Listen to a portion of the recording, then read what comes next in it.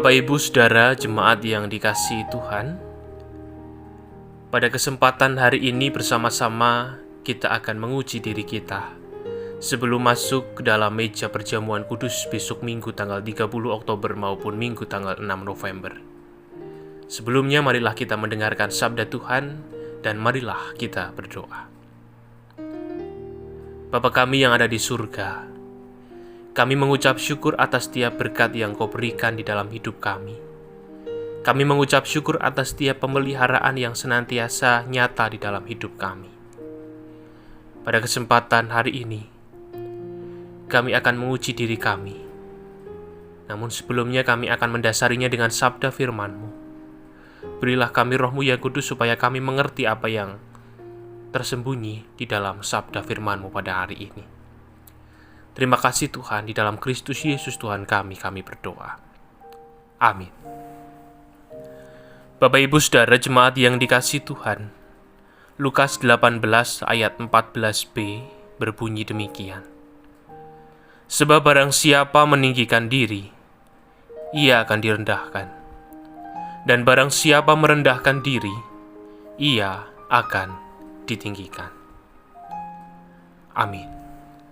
Bapak Ibu Saudara jemaat yang dikasihi oleh Tuhan,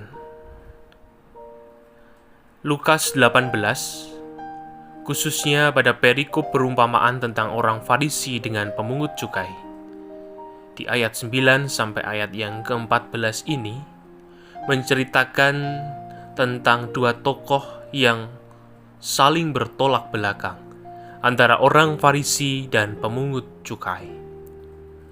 Orang Farisi adalah orang yang terkenal dengan betapa baiknya kehidupan keagamaannya.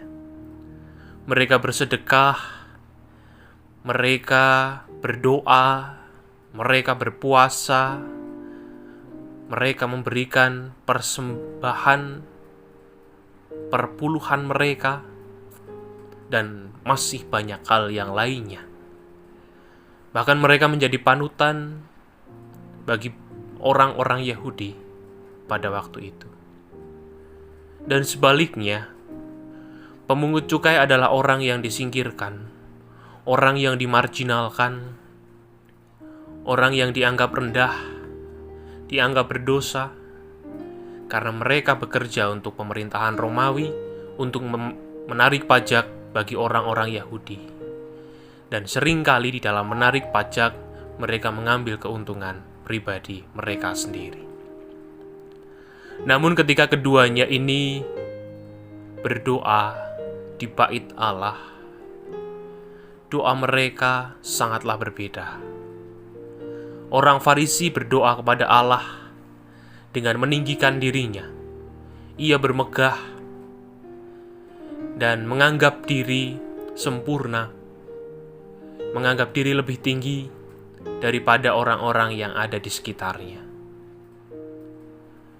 Pemungut cukai juga berdoa, tetapi di dalam doanya ia tidak bisa berkata banyak. Ia hanya merendahkan diri serendah-rendahnya, karena ia tahu ia berdosa, karena ia tahu ia banyak kesalahan. Bahkan dikatakan menengadah ke langit pun ia tidak sanggup.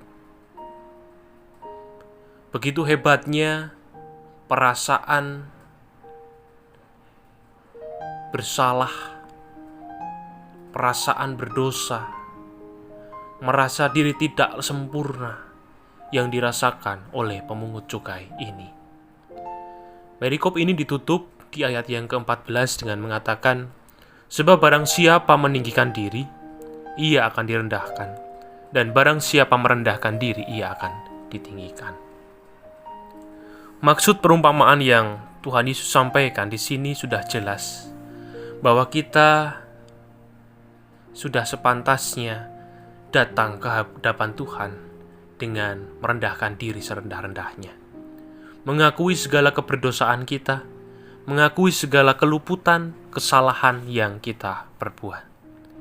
Oleh karena itu, Bapak Ibu Saudara jemaat yang dikasihi Tuhan, marilah kita datang ke hadapan-Nya datang ke hadirat Tuhan, datang ke meja perjamuan kudusnya dengan merendahkan diri kita di hadapan Tuhan. Amin. Bapak Ibu Saudara yang dikasihi oleh Tuhan Yesus Kristus, bersama-sama kita akan menguji diri kita melalui pendadaran. Dan sebagaimana yang telah diwartakan di dalam warta gereja, bahwa dalam ibadah pada hari Minggu tanggal 30 Oktober maupun dalam ibadah Minggu tanggal 6 November di ibadah sore akan dilayankan pemeliharaan iman dalam bentuk sakramen perjamuan. Sakramen perjamuan adalah sarana untuk memelihara iman yang pelaksanaannya didasarkan atas perintah Tuhan Yesus Kristus. Menjelang Tuhan Yesus disalib, Ia mengambil roti, mengucap berkat, memecah-mecahkannya, lalu memberikannya kepada para murid-Nya dan berkata, "Ambillah, makanlah, inilah tubuhku." Sesudah itu, Ia mengambil cawan, mengucap syukur lalu memberikannya kepada mereka dan berkata, "Minumlah kamu semua dari cawan ini, sebab inilah darahku, darah perjanjian yang ditumpahkan bagi banyak orang untuk pengampunan dosa." Sakramen perjamuan mengingatkan kita akan penyelamatan Allah, keberadaan kita sebagai keluarga Allah, perjamuan yang sempurna di surga, dan pemberitaan kematian Tuhan Yesus sampai Ia datang. Sebelum kita menerima sakramen perjamuan, marilah kita menguji diri kita dengan pertanyaan sebagai berikut ini.